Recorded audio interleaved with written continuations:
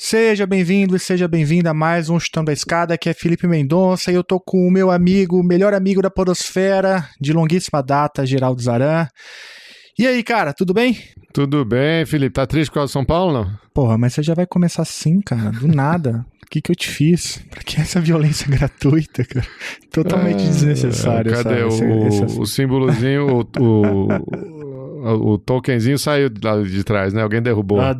A Débora andou usando aqui o escritório e acho que ela tirou de vergonha alheia. Mas tá bom, fora Carpini. É a máxima agora do torcedor de São Paulo. O problema é que não tem quem botar no lugar. Débora andou na mídia aí, né? Global ela, né? Ah, ela é a Carol, cara. Não para, né? São duas máquinas. Aliás, elas gravaram 2 episódios aí bem interessantes. Um sobre as eleições em Portugal.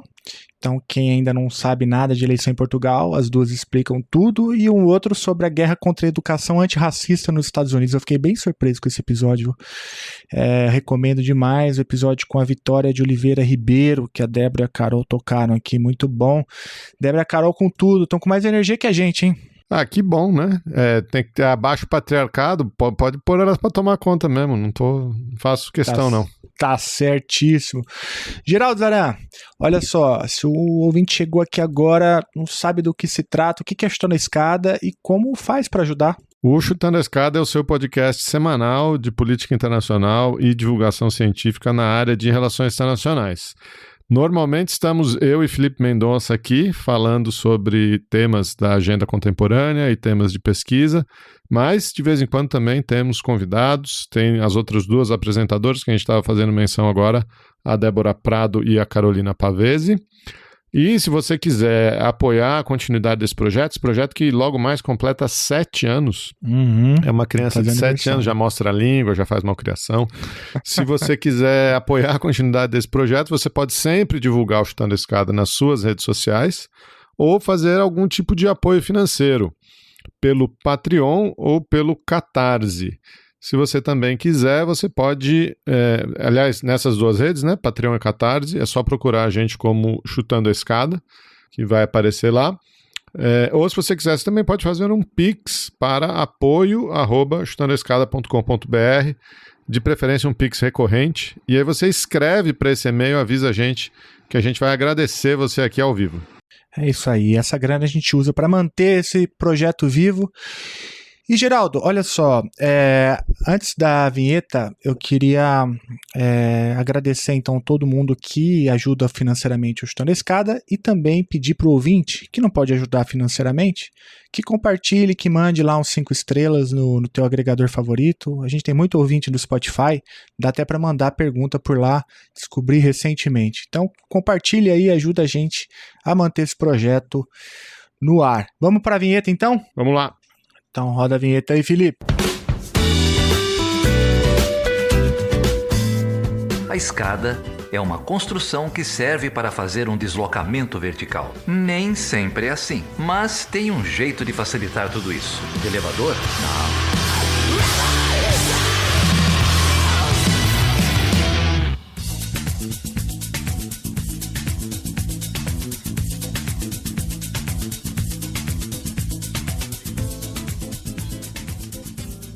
Geraldo, olha só, o tempo está acelerado, muita coisa acontecendo, mas é um tema que a gente já tratou aqui e que é um tema que é muito caro para todo internacionalista, né, que tem acompanhado mais de perto os últimos desdobramentos da guerra na faixa de Gaza.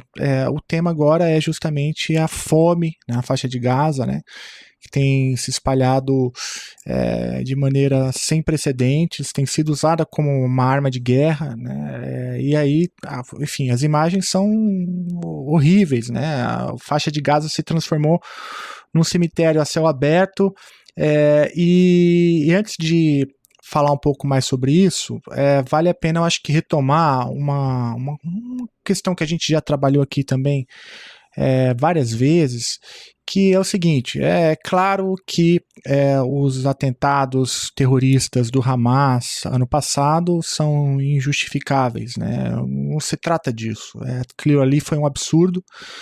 Agora, por outro lado, o que Israel tem feito sob o argumento, né, da autodefesa é uma punição coletiva, e a gente já discutiu isso aqui, que isso também é indefensável, né?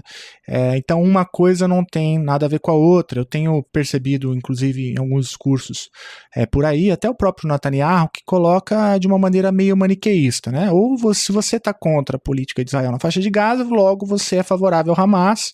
É uma crítica que ele fez, inclusive, à política externa brasileira, que recentemente tem duramente criticado ali o que Israel tem feito, e esse é enunciado falso, né? Eu rechaço, eu não aceito esse enunciado. É possível condenar as duas coisas ao mesmo tempo, como a gente já trabalhou aqui algumas vezes.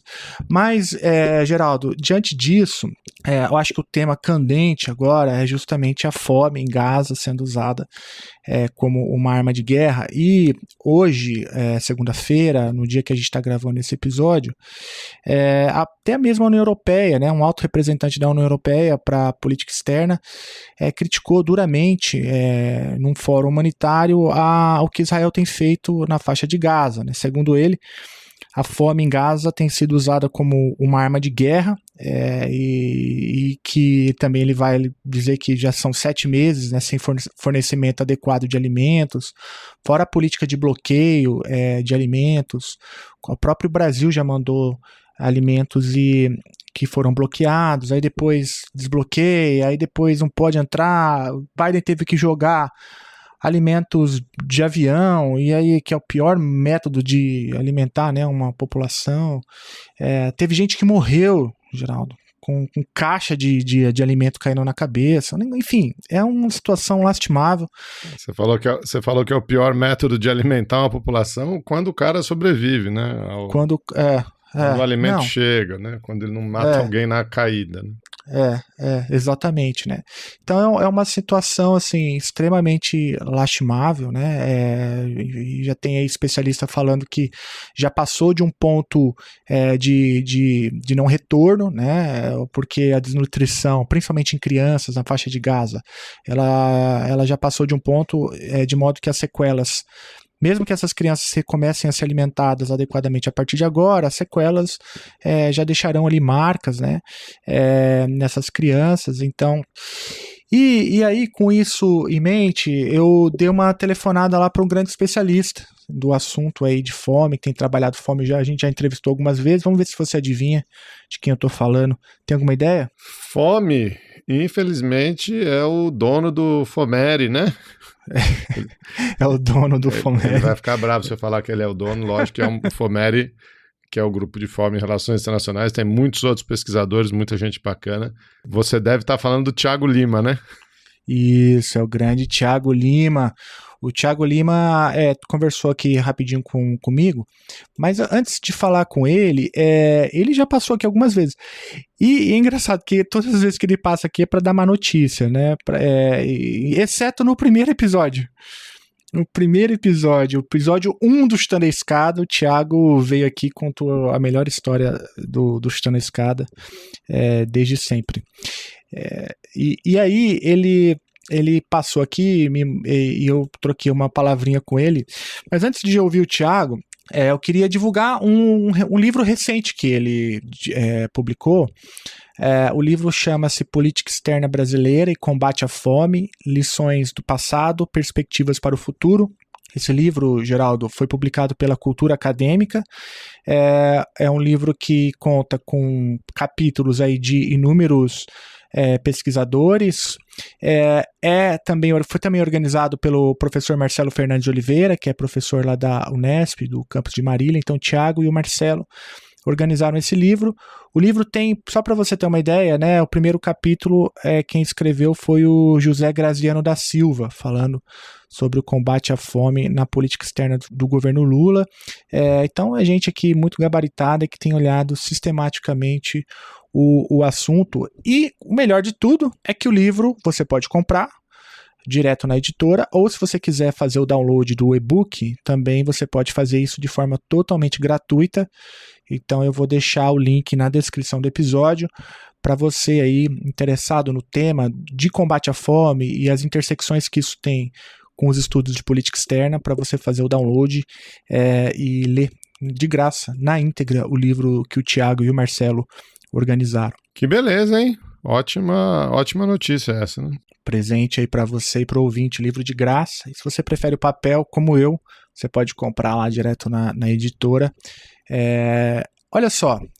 Então, feito aqui o jabá pro livro do Tiago, Geraldo, uma coisa que eu fiz questão de perguntar ali pro Tiago é sobre essa ideia da fome ser usada como uma arma de guerra, tal como agora o Joseph Borrell, que é esse alto representante da União Europeia que eu citei, mencionou, né? Olha, fome sendo usada como uma arma de guerra, isso faz sentido, conceitualmente é correto falar nesses termos? E o Tiago me mandou esse áudio aqui, ó. Então, antes mesmo dessa catástrofe violenta que está acontecendo agora, a população de Gaza já vivia numa situação de insegurança alimentar muito complicada, né? Eles já eram dependentes da ajuda humanitária das Nações Unidas e por outros caminhos também, porque simplesmente é um terreno muito pobre, uma população pobre, desprovida das condições para produzir o seu próprio alimento, de fazer comércio exterior, portanto, de conseguir dólar para comprar comida. É uma população cercada pelo mar e por um vizinho hostil que já estava submetido a essa condição há muito tempo. Agora, eu tenho formado a compreensão de que o que nós estamos vendo não é uma guerra, né? Por isso que eu falei catástrofe violenta.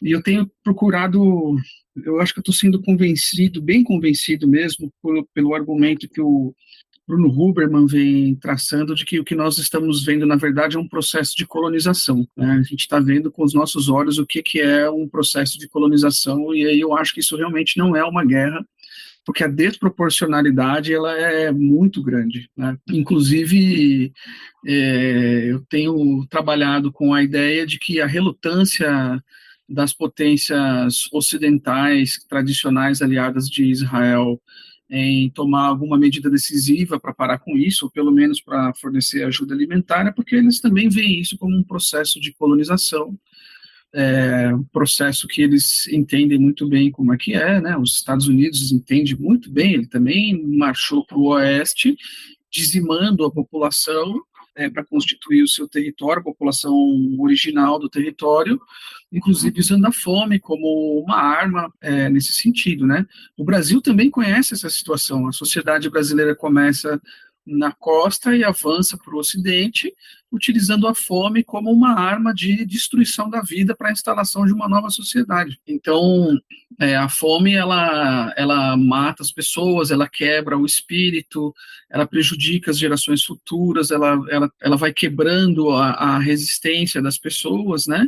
E esse é um processo que está em marcha até hoje no Brasil, quando a gente vê, por exemplo, a fome da população Yanomami. Então, eles estão sendo submetidos a fomes, a crises de inanição, e com isso eles vão desaparecendo, as próximas gerações vão se enfraquecendo, e aquele terreno, a ideia dessa sociedade que avança sobre esse terreno é que aquilo deixe de ter um modo de vida particular e se torne parte desse circuito capitalista nacional plenamente sobre o Estado brasileiro, né?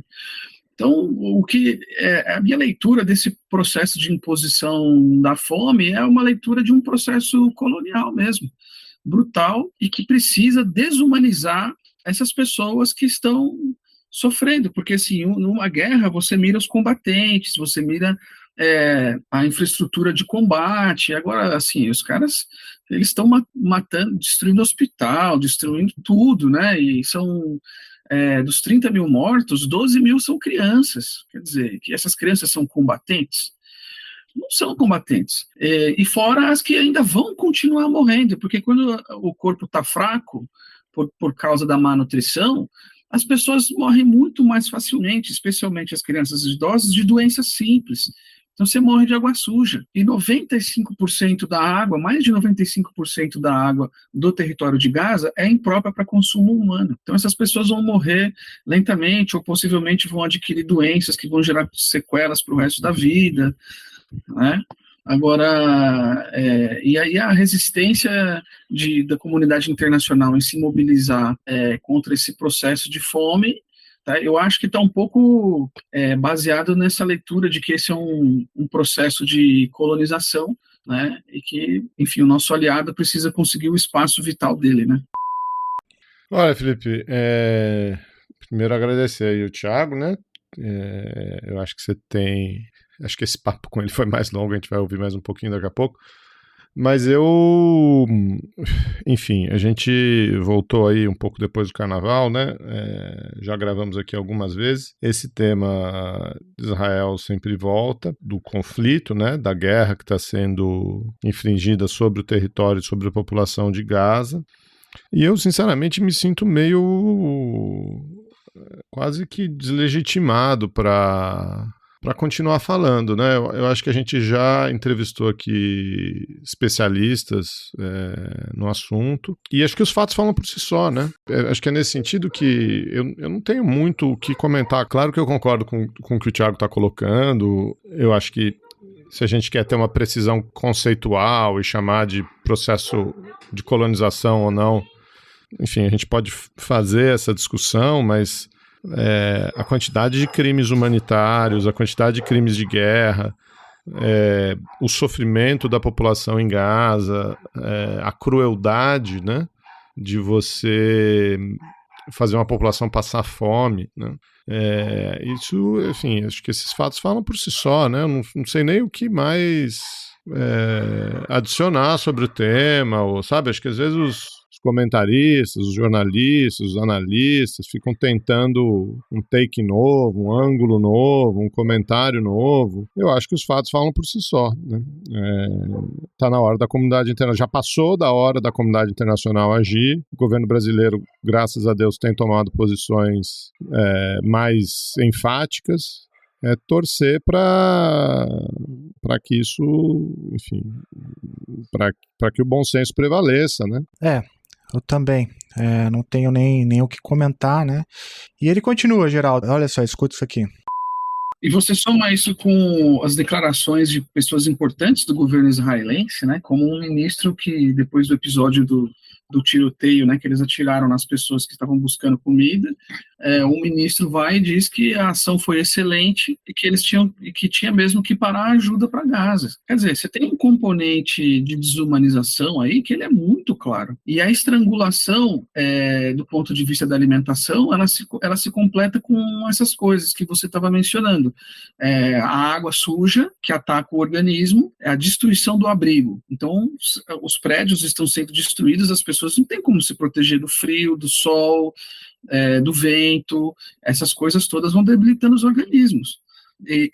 Há alguns dias saiu uma notícia, que é a primeira que eu vi do tipo, que 10 crianças do norte de Gaza tinham morrido, 10 bebês tinham morrido de malnutrição. E hoje, na verdade, saiu a notícia que 20 crianças morreram de malnutrição, tá? Então, tem um sistema internacional de classificação de catástrofes de fome, que ele é regido por um órgão internacional independente, cujo a sigla é IPC, né? Então, esse IPC, ele é composto por um grupo de especialistas independentes que analisa uma crise em 5 esferas, né? A primeira esfera é uma fase normal, a segunda que tem uma crise, que tem um estresse ali, uma tensão, a terceira é uma crise, a quarta é uma emergência e a quinta é uma catástrofe que pode chegar a um caso de fome total.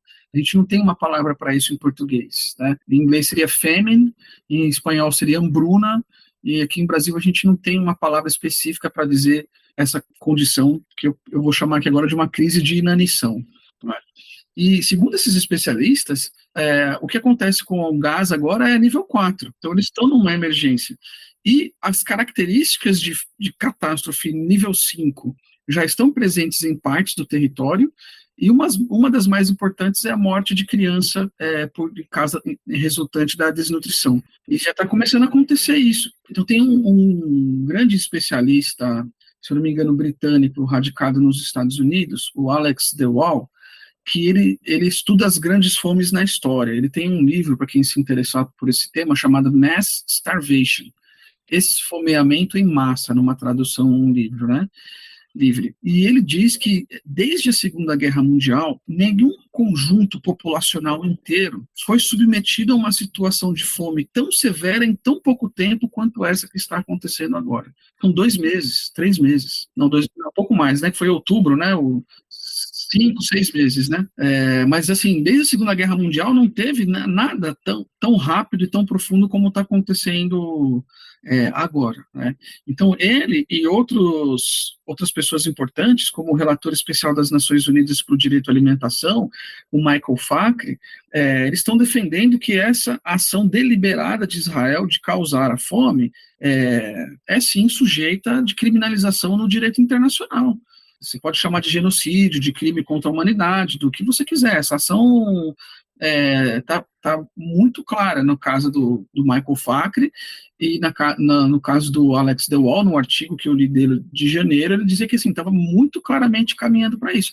Agora, se a gente vai, ou quem precisar chamar isso, né, chamar isso de genocídio ou de crime contra a humanidade, esse tipo de discussão técnica, isso não é relevante. O relevante é que as pessoas estão morrendo de fome, entendeu? Então alguém tem que parar a atrocidade violenta para que pelo menos o mínimo de ajuda alimentar chegue a essas pessoas. Essa discussão semântica e esses detalhes jurídicos internacionais, eles não são relevantes agora. E o que é relevante agora é o seguinte: a comunidade internacional precisa jogar todo o seu peso para forçar a ajuda humanitária para essas pessoas, especialmente para as crianças, independente do nome que venha a se dar ao que Israel está fazendo. Esse debate também da precisão conceitual me irrita profundamente, Geraldo. A gente já falou bastante isso aqui, né? Inclusive no primeiro episódio agora de 24, né? Tem um debate sobre a precisão conceitual enquanto pessoas morrem sistematicamente de fome. Não, é uma bobagem, né? Acho que ficar discutindo terminologia, né? O Thiago ressaltou bem aí na primeira passagem dele, citou o caso dos Yanomami, né? E agora de novo, né? Essa ideia da fome como arma de guerra, né? Nessa celebração, você veja que você tem autoridades do Estado israelense celebrando uma ação militar que deixa a população civil passando fome, né? Se você fizer uma busca curta aí na internet, rápida na internet, você também vai achar que isso não é a primeira vez, né? Usar a fome, usar cercos como estratégia de guerra, uma estratégia muito antiga, né? Agora, recentemente, em 2017, em Mianmar, houve essa utilização, né, da fome, da inanição contra a minoria muçulmana dos Rohingyas, né? Uhum. Bem lembrado. E, enfim, isso recorrentemente acontece, né? Se eu não me engano, eu estava tentando lembrar aqui, talvez você lembre, Felipe, a própria criação dos Médicos Sem Fronteira. Os Médicos Sem Fronteira são a dissidência da Cruz Vermelha, né? Na década de 70, durante a Guerra Fria. E a própria criação deles acho que tem a ver com isso. Eu estou tentando me lembrar o caso aqui, não me vem à cabeça agora. Mas é um caso em que a Cruz Vermelha, por ser uma organização internacional, por ter assinado lá os acordos de Genebra, etc., ela só atua em países em que os países permitem a atuação dela em campo, né? E nos anos 70, na África, ocorreu... Está me fugindo o país aqui agora. Ocorreu exatamente um conflito dessa natureza, em que a Cruz Vermelha queria atuar, o país... enfim, onde o conflito acontecia, não deixava ela atuar porque exatamente usava o cerco, o isolamento e a fome como arma de guerra para forçar a rendição do outro lado.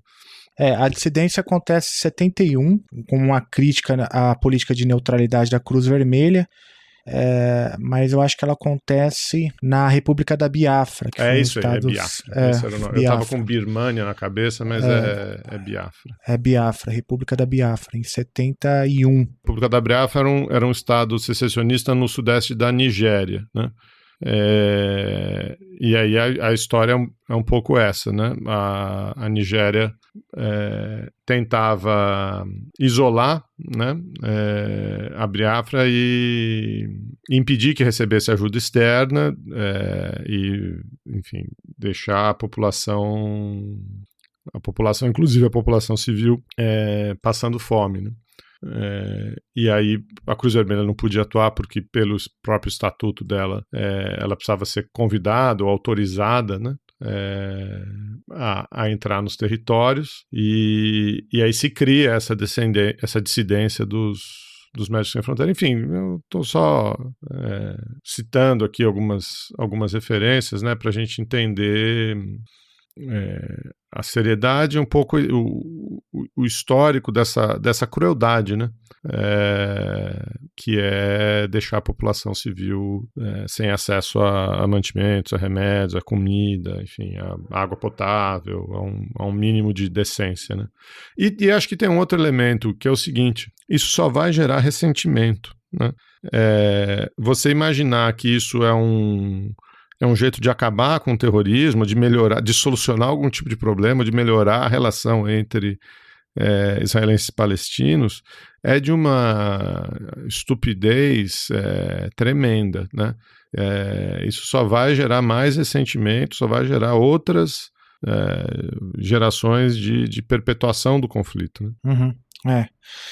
E isso remete à primeira fala do Tiago, por isso também que ele faz menção, né, à política de colonização, para entender um pouco o que Israel faz na faixa de Gaza, né? Não é uma política de solução de um problema, né? É a tentativa de construção de uma solução definitiva que implica na expulsão dos palestinos da faixa de Gaza, e daí o uso da fome como uma arma, né, para conseguir esse objetivo. Mas uma coisa que me chamou muita atenção, eu não sabia, aprendi com o Tiago, é isso que ele cita, né, o IPC, que é esse índice que é calculado, né, com a chancela da ONU por uma série de especialistas, se não me engano é Classificação da Fase de Segurança Alimentar Integrada, o IPC, que tem lá, ele fala, né, dos 5 níveis de tipos de fome que o índice mede, né? E hoje, no dia da gravação desse episódio, 18 de março de 2024, saiu um novo relatório, né, do IPC, chamando o que acontece na faixa de Gaza de fome catastrófica, o que pode alcançar 1,1 milhão de pessoas na faixa de Gaza entre 16 de março e 15 de julho de 2024, o que equivale a 50% da população local nesse nível, né, de fome catastrófica. E aí, veja, o nível 5 que o Tiago fala, né, que não tem nenhuma palavra no português, né, como ele menciona para poder se referir ao nível 5, que é alcançado quando pelo menos 20% da população está em segurança alimentar aguda, não deixa de ser impossível, né, na faixa de Gaza, dado o que a gente tem visto aí, né, 70% da população no norte da faixa de Gaza já está numa situação de fome catastrófica. Enfim, é um absurdo sem tamanho. Eu acho que a gente precisa mesmo usar, né, o nosso pequeno espaço aqui para denunciar essa política deliberada, pensada, né, não é acidental, que Israel imprime na faixa de Gaza. A gente também discutiu aqui o impacto que isso tem nas eleições, né, nos Estados Unidos. O Biden tem tentado mudar um pouco o tom, justamente, eu acho que não por convicção, mas talvez por conta do jogo eleitoral, que tem apertado bastante lá nos Estados Unidos, como a gente já mencionou isso aqui algumas vezes, e uma resposta, né, que o Biden deu foi, primeiro, como a gente já falou aqui, jogar lá caixotes de alimentos usando aviões, e agora o Biden apresentou um plano de construção de um porto, né, na faixa de Gaza para poder levar mantimentos, ajuda humanitária por meio de navios. Se eu não me engano, esse fim de semana aconteceu uma primeira entrega, né, via oceano de ajuda humanitária. Mas tem esse plano aí, obviamente ele não é imediato, porque implica ali na construção de um porto, né, para fazer essa política ser sistemática, né, mas é algo que está na agenda aí do presidente Biden. E aí, Geraldo, eu perguntei para o Thiago o que ele tem achado sobre a política dos Estados Unidos, especificamente nessa questão da fome na faixa de Gaza, e ele me respondeu isso aqui, ó. Será preciso algum tempo para ver no que vai se transformar essa iniciativa de criarem um porto ali, contrariando a estratégia israelense, né? Então vamos ver se isso vai se transformar mesmo em alguma coisa, como que vão garantir a segurança desse porto, a aglomeração que naturalmente será gerada por ali, né? E lembrando que a aglomeração de pessoas é extremamente problemática num contexto de fome, porque as pessoas aglomeradas, como nós vimos na pandemia, favorecem a transmissão de doenças, e com os corpos debilitados, as pessoas ficam mais vulneráveis também, né? Então a gente vai precisar de algum tempo para ver como que é isso, né? Agora, assim, do ponto de vista geopolítico, eu não acho que isso vá mudar a posição dos Estados Unidos com relação ao governo de Israel, porque o Estado de Israel pode ser a última base avançada dos Estados Unidos ali no Oriente Médio, né? Então, eles precisam de ter aquele enclave territorial ali para controlar a política no Oriente Médio. Eles não podem abandonar o Estado de Israel. Ainda mais com o surgimento de outras potências e novas configurações, novas coalizões que vêm surgindo. A Arábia Saudita tendo uma posição mais autônoma, o Irã se fortalecendo na esteira do fortalecimento da Rússia. Então, geopoliticamente, é impensável que os Estados Unidos abandonem Israel. E o crescimento do Estado de Israel, por meio da sua expansão territorial, de certa maneira, coincide com o interesse dos Estados Unidos de ter uma base avançada, fortificada, tecnológica, com gente disposta a empreender, a usar a própria vida para defender o território, que, na verdade, é o Estado de Israel, né?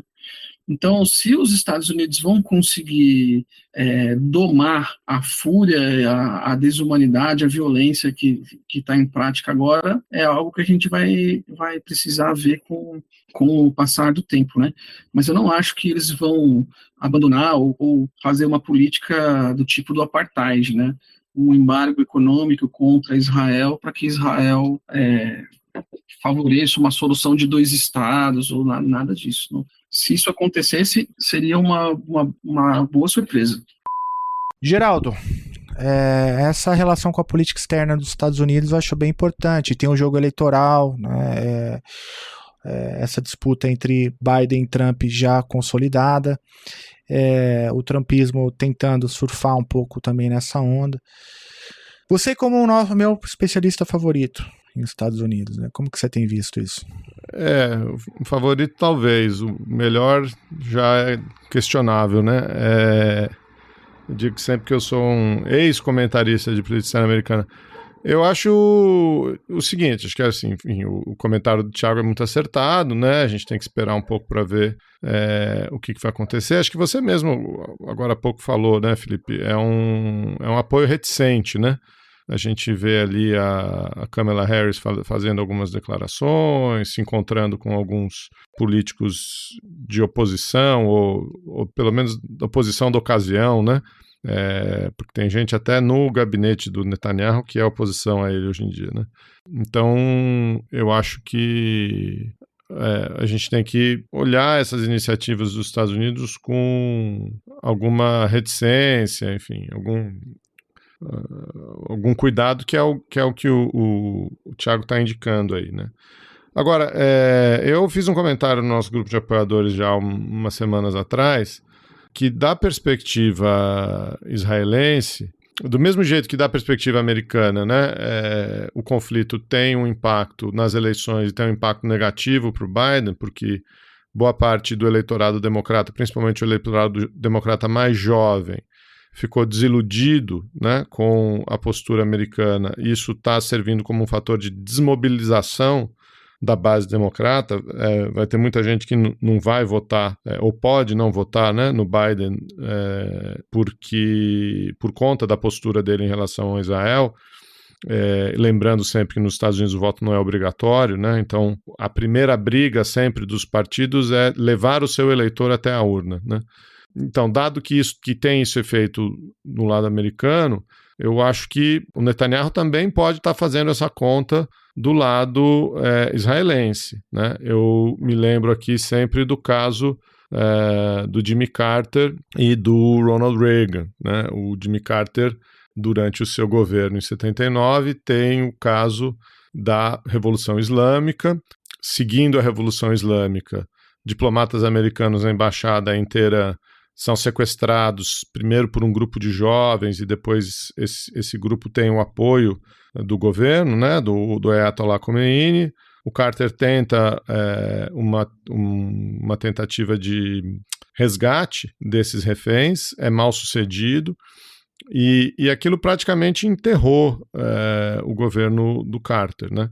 Ele não conseguiu a liberação dos reféns. Em 1980 concorre numa eleição contra o Ronald Reagan e perde aquela eleição. E muita gente, enfim, tem indícios de que assessores do Reagan faziam lobby junto com os iranianos para que os reféns não fossem libertados, para que aquilo tivesse um impacto na eleição. E, de fato, os reféns só são libertados no começo de 81, quando o Reagan já tomou posse, acho que é no dia da posse, umas horas após a posse do Reagan. Isso aqui é chute, né? Isso aqui não está baseado em fonte, não está baseado em nada. Mas eu acho que o Netanyahu pode estar fazendo uma conta parecida, ele pode estar esticando a corda, esticando o conflito, né? Ele sabe que tem uma eleição nos Estados Unidos no fim do ano, e ele sabe que, vencendo o Donald Trump, ele terá um aliado para negociar qualquer tipo de acordo pós-guerra, de novas fronteiras. Ele sabe que ele terá um aliado para negociar o futuro da região nos seus termos, né? Então eu acho que ele pode estar fazendo essa conta. Continua o conflito continua prejudicando o Biden e, por consequência, favorecendo o Trump na eleição. E caso haja a vitória do Trump, ele teria ali um aliado para resolver esse pós-conflito de uma maneira mais favorável, lembrando sempre que o Netanyahu está brigando pela sua sobrevivência política, né? Está brigando para não ser preso. Tem uma série de acusações aí de todo tipo de sorte, de enriquecimento ilícito, de enriquecimento da família, enfim.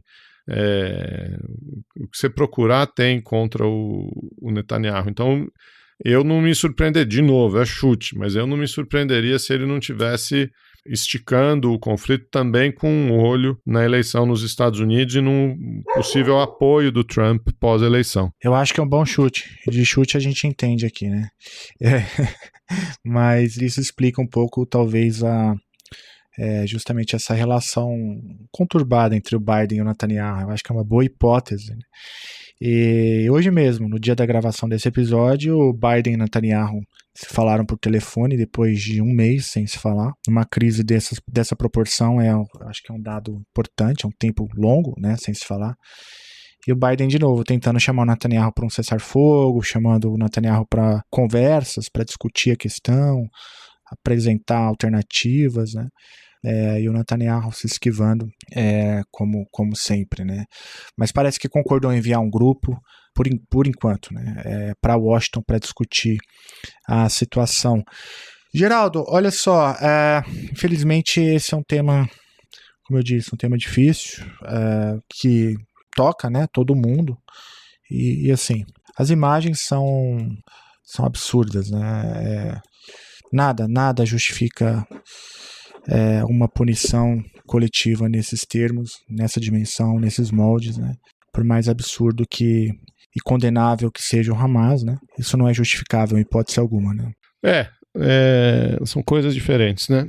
E dois erros não fazem um acerto, e os atores que têm mais capacidade devem ser julgados, né, pelos termos mais, enfim, por padrões mais elevados também, né? A barra é mais alta para o Estado de Israel. Se o Estado de Israel quer se comparar com o Hamas, que dê soberania, né, ao território palestino, e aí sim encare o Estado palestino de igual para igual. Como não é isso que acontece, tem sim que ter uma barra mais alta para esse Estado que desrespeita o direito internacional há décadas, né?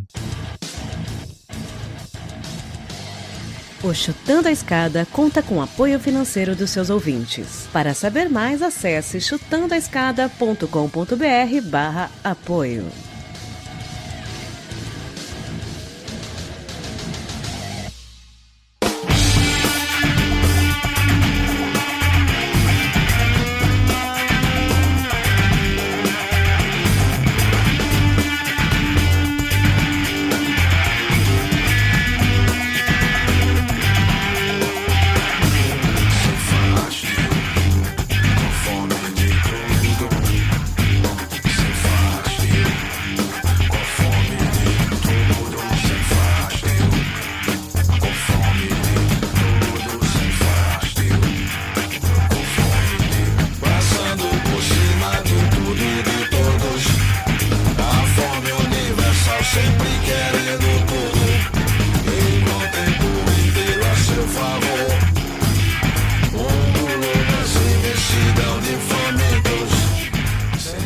É isso, encerro então com a fala do nosso chanceler, Mauro Vieira, que você citou agora há pouco, que na Cisjordânia falou domingo agora, dia 17, o seguinte: permitam-me que o diga em alto e bom som, é ilegal e imoral privar as pessoas de alimentos e água.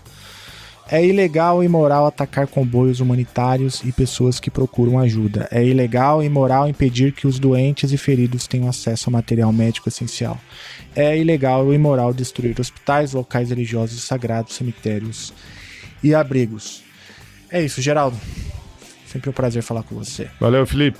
Até a próxima, cara. Até, e se você quiser conhecer mais o trabalho do Thiago Lima é professor da Universidade Federal da Paraíba e coordenador do FOMERE, que é um grupo de estudos sobre fome e relações internacionais. A gente vai deixar tanto o link do currículo do Thiago, como o livro, né, que a gente citou lá no início, mas também o site do FOMERE para você conhecer o grupo. Eles publicam inúmeros estudos, textos, né, tem publicado livros. Eu recomendo muito que você acesse o site do FOMERE. É muito simples, é www.fomere.org. Lá você vai encontrar quem são as pessoas, o que eles estão fazendo, fazer contato com o Thiago e com outros membros do grupo. Boa semana, Geraldo. Valeu!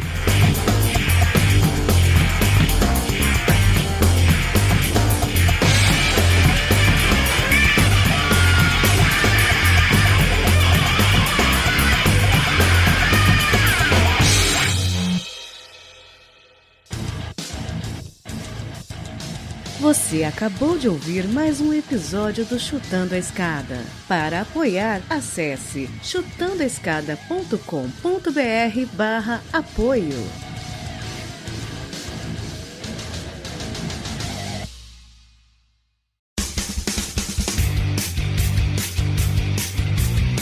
Cortes, edição de podcast.